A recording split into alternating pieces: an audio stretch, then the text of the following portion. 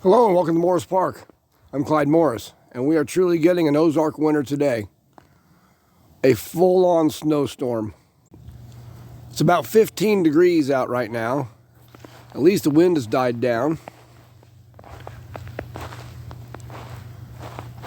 Boy, are we getting it. So far the greenhouse has done pretty well. I think the coldest it's got is about 45.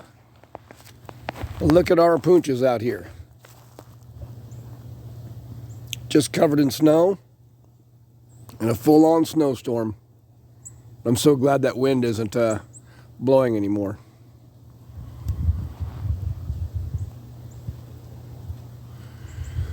Yeah. Stay warm, guys.